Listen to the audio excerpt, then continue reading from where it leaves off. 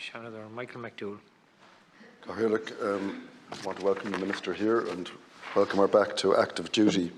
I also want to move the amendment in my name, which is to postpone the consideration of the second stage until the end of the year. But I want to do it on this basis only, that it was only proposed on the basis that we aren't going to rush this thing through.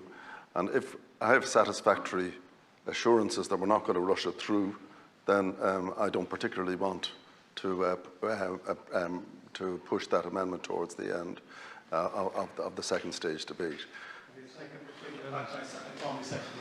Yeah. So there's a number of things I want to say. Senator Ward, in a bullion style, and decided to commence his contribution here on the basis that most of the criticism of this bill was nonsense. Well, I don't accept that, and I don't accept that. I accept that much of the criticism of this bill is nonsense, and that a lot of keyboard warriors have written exaggerated and overblown criticisms of the bill and the threat it is to our society. I accept that proposition. But when the Irish Council of Civil Liberties says that there are problems with this bill which haven't yet been addressed, it's not nonsense to say that we must consider it very carefully. And when there are other faults with the legislation which appear to some of us, at any rate, to be serious faults, then I don't think it's fair to dismiss the matter as nonsense. Senator Pauline O'Reilly said that, all rights can be limited in the interest of the common good. That isn't the test. The Constitution is different. The Constitution actually guarantees rights. And what this House believes about the common good is not the test as to the extent to which those rights can be curtailed. And in particular, in relation to the freedom of speech and the free expression of views, it is only subject to public order and morality. That is the test. And you may want to have a kinder society, as Senator Eileen Flynn spoke about. You may want to have a better society, a society where we're kinder and more decent to each other. Those things are undoubtedly part of the common good, but they do not justify. They do not justify. A kind society is not, and a moral society are not necessarily the same thing. I'm telling you that. You can be unkind, offensive. Free speech sometimes is offensive to other people, and people legitimately cause offence and take offence from free speech. And it is a guarantee of free speech without the right to offend has been on many occasions described by people right across civilization as worthless. And the same applies to minority opinions. Now, the second thing I want to say about this is that this legislation proposes to criminalise some behaviour, and in particular, Section 7 says that if you behave in a public place that is likely to incite violence or hatred against a person or persons on account of their protected characteristics, and you do so with intent to incite violence or hatred against such a person, or reckless as to whether your behaviour will cause that kind of reaction, you are liable to be, you commit an offence which is punishable by 5 years imprisonment. And as a result of that, two things happen under the Criminal Law Act of 1997.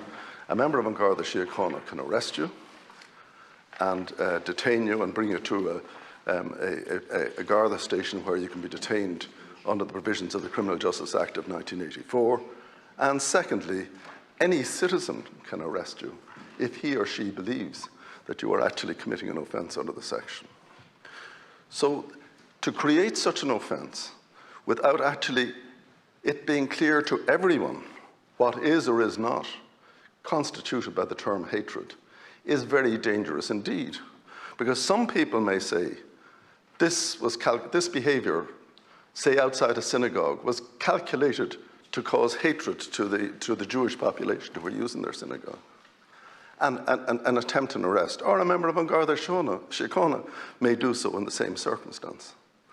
And we are here putting in place the legal basis for those arrests to be carried out and for detention of people to happen on the basis of the view taken as to whether there is reasonable cause in the mind of an ordinary citizen or a member of An Garda Síochána that they are witnessing the commission of an offence under this Act. Now, is it reasonable to accept the word of two Attorneys General that it would complicate things if we attempt to define the term hatred? And as a former Attorney General myself, I see that it probably would complicate prosecution. And it would possibly do what the Minister said it would do, make it more difficult to prosecute in some cases. And why would it do that? If you define hatred as being a particular level of intense opprobrium or disgust or some other formula which was proposed in Dáil Éireann, are you saying that something less than that will suffice for hatred? I mean, in the last analysis, if a definition of hatred is provided, a judge is going to determine whether the prosecution has or has not established it. But to say to members of An Garda Síochána, to members of the public who have a power of arrest, to say to them, I don't want to define hatred because everyone knows what it means, is a very bold statement to make indeed. And the funny thing is, it's not just me that's saying that. The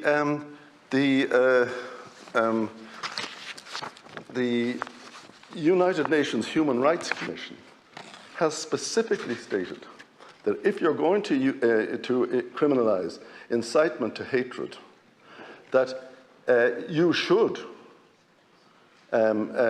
define the term hatred and indeed the term incitement. And I mean, this is part of what are called the Rabat Plan of Action, which was adopted in October 2012. So it's not just me saying, I want a definition of hatred. Hatred is something which could mean an awful lot to an awful lot of different people. I mean, Senator Flynn spoke recently about the necessity for this legislation by reference to a particularly repugnant incident in which he was involved in relation to a taxi journey. But was there hatred involved? She might have thought there was hatred by the driver towards her. But on the other hand, is it an objective test? And at what stage should a judge say, this is what the legislature meant when it prohibited behaviour likely to incite hatred? There are other points that I want to make and will make in the course of it, and I intend to put down a fair few amendments, because I also want to stress one thing, Minister. The 1989 Act is clearly past its sell-by date. It's not because there haven't been enough prosecutions under it, but because it belongs to a different era where it's to do with what happens in public spaces and outside the home and doesn't take into account the internet at all. And I do accept that we must now modernise our law to stop rabid anti-Semitism being spread via the internet with a view to causing hatred against Jews and other religious and racial minorities.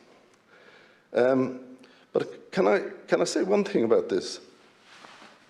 Every time I hear people talking about hatred and violence and the like, I haven't heard many of the NGOs who complain about this talking about the violence and threats of violence that are levelled at people like Mary Kenny, the journalist.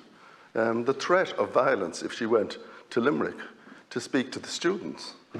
The riot squads that have to be deployed to protect some people because they want to exercise their right of free speech. And, you know, violence and the threat of violence, and I echo what Senator Mullen said, in the days of a cancel culture, violence and the threat of violence is not a one-way street. The amount of vile vituperation against people by members of minorities and protected minorities and a self-appointed spokesman for particular varieties of protected minority, launched anonymously at people who they say are homophobes, transphobes and the like on the media, on the social media, are significant.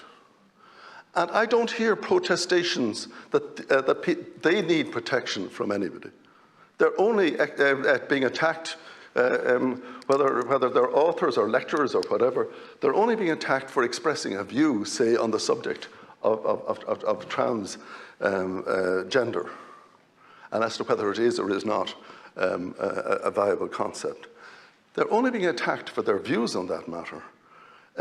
In the most trenchant terms, they're being cancelled. They're near riots if they go to speak in places, hotel meetings being held in secret lest they be disrupted.